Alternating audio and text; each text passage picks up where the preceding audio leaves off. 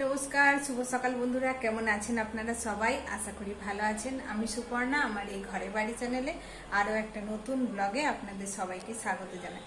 তো আজকে হয়ে গেল শনিবার, আর আজকে একটু সকাল সকাল স্নান করে নিয়েছি। সকাল সকাল বলা ভুল, এখন ঘুরতে হয়ে গেছে 11টা। তো যাই হোক, অন্য দিনের থেকে একটু তাড়াতাড়ি স্নানটা হয়েছে, মানে বাড়ির মোটামুটি সব কাজ হয়ে গেছে। তবে প্রত্যেক শনিবারের মতো আজকেও হবে খিচুড়িটাই শুধু বাকি আছে, বাদ বাকি মোটামুটি রান্না হয়ে গেছে। এখন টিফিন করিনি, এই সবে মাত্র টিফিন করব। তো আজকে ব্লগটা শুরু করতে একটু লেট হয়ে গেল। তো চলুন সাথে থাকুন, দেখতে থাকুন, আশা করি ভালো লাগবে। তো আজকে টিফিনে নিয়েছি রুটি, সাথে আছে বেগুন ভাজা আর বাঁধাকপির তরকারি। আমার আর মেয়ের জন্য টিফিন বানিয়েছিলাম, আর কর্তামশাই তো ভাত খেয়ে গেছে। যাই হোক, টিফিনটা করে নিই। টিফিন করে খিচুড়িটা বসিয়ে দিয়েছিলাম। তো খিচুড়িটা আমার এখন হয়নি যদিও। আর খিচুড়ির মধ্যে আজকে এতটা জল দিয়ে দিয়েছি কি বলবো, মেয়ের জন্য। মেয়ে একটু পাতলা পাতলা খিচুড়ি খেতে বেশি পছন্দ করে, তোর জন্য এতটা জল হয়ে গেছে, পুরো খিচুড়ি হাঁড়ি ভর্তি হয়ে গেছে। তো চলুন এদিকে দেখিয়ে দিই আজকে রান্না কী করেছি। বাঁধাকপির তরকারি, বেগুন ভাজা, যেগুলো আগেই দেখিয়েছি, রুটির সাথে খেয়েছি। আর হয়েছে চাটনি, যেহেতু খিচুড়ি। আর সাথে ডালটা হয়েছিল, ডালটা তো খিচুড়ির মধ্যে দিয়ে দিয়েছি। কত মাসে ভাত খেয়ে গেছে বলে এগুলো রান্না করেছি। আর এদিকে একটুখানি বাদাম আর নারকেল ভেজে রেখেছি, যেগুলো খিচুড়ির মধ্যে দেব। আমার এই খিচুড়ির মধ্যে আবার নারকেল বাদাম দিলে বেশ ভালো লাগে খেতে, ভোগ ভোগ ফিল হয়। তো যাই হোক, যদিও ভোগের খিচুড়ির মতো বাড়ির খিচুড়ি হয় না কেন জানি না, তো করার চেষ্টা করি। তো খিচুড়িটা আমার প্রায় হয়ে এসেছে, নারকেল আর বাদামটা দিয়ে দিলাম। আর এদিকে দিয়ে দেবো একটুখানি গরম মশলা, আর শেষে তো ঘি দিতেই হবে। আমার কর্তামশাই বলে শেষবেলায় খিচুড়ি আর পায়েস যত নাড়ে তত তার টেস্ট হয়। এই কথাটা তো সত্যি, কারণ শেষবেলায় কি হয়, ধরে যাওয়ার চান্স থাকে, যার কারণে একটা পোড়া পোড়া গন্ধ ছাড়ে, ভালো লাগে না খেতে। তো সেই কারণে শেষবেলা একটু বেশি নাড়তে হয়। আর এদিকে আমার খিচুড়িটা আজকে বেশি হয়েছিল বলে এত ফুটে ফুটে ছিটছিল হাতে, যে হাত পুরো জ্বালা করছিল।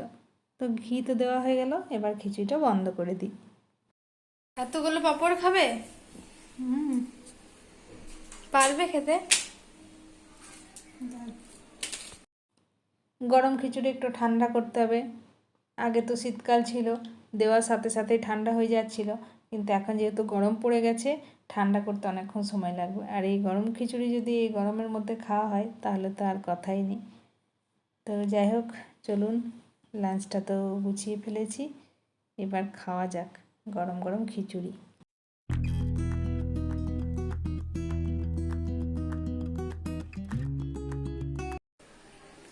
খিচুড়ি বলিস পাতলা পাতলা, আজকে দেখ কতটা পাতলা হয়ে গেছে। চামচ দিয়ে খেতে হবে মনে হচ্ছে, হাতে খাওয়া যাবে না। চামচ আনলে ভালো হতো না, এই পাঁপড়গুলোকে চামচ করলে হয় না? হ্যাঁ, পাপড়টা অর্ধেক দিকে মুখের মধ্যে চলে গেছে। হ্যাঁ রে, ভালো চামচ হচ্ছে। গুড ইভিনিং বন্ধুরা, দুপুরবেলা খাবার দিয়ে শেষ করেছিলাম, ইভিনিংয়ে আবার খাবার দিয়েই শুরু করছি। কারণ আমাদের মেয়েদের তো বেশিরভাগ টাইমে রান্নাঘরে কেটে যায়, সারাদিন কি রান্না করব আর কি খেতে দেবো, এই চিন্তা মাথার মধ্যে ঘুরতে থাকে। যাই হোক, দুপুরবেলা হয়েছিল খিচুড়ি, যেটা আমার মেয়ের কিন্তু অপ্রিয়। তো বিকেলবেলা এমন কিছু বানাতে হবে যেটা হেলদি, সাথে সাথে আবার টেস্টিও হতে হবে। তো ভাবলাম বাড়িতে ওটস আছে, তো ওটসের চাকুলি বানিয়ে নিই, খেতে তো বেশ ভালোই লাগে। তো চলুন একবার আপনাদেরকে ঝটপট করে বলে দিই এই ওটসের চাকুলিগুলো আমি কিভাবে বানিয়েছি। আমি এখানে নিয়েছি 1 বাটি ওটস, তার সাথে নিয়েছি 1/2 বাটি সুজি, আর 1/2 কাপ গোটা মুগ বা সবুজ মুগ যাই বলে না কেন, তার সাথে নিয়েছি 2 চামচ ছোলার ডাল, আর 1/2 কাপ টক দই, 1/2 ইঞ্চ আদা, 2টো কাঁচা লঙ্কা, সব একসাথে ব্লেন্ডারে ব্লেন্ড করে নিয়েছি। ব্লেন্ড করে নেওয়ার পর তার সাথে অ্যাড করেছি পরিমাণ মতো লবণ, একটুখানি সাম্বার মশলা, আর গ্রেট করে রাখা গাজর। তবে এখানে পেঁয়াজ অ্যাড করলে আরও ভালো লাগতো, কিন্তু আজকে যেহেতু শনিবার সে কারণে পেঁয়াজটা অ্যাভয়েড করেছি। ব্যাস, ফ্রাইং প্যানের মধ্যে পাতলা পাতলা করে চাকুলিগুলো ভেজে নিলেই রেডি হয়ে যাবে ওটসের চাকুলি। খেতে কিন্তু বেশ ভালো হয়েছে, আপনারা ট্রাই করবেন।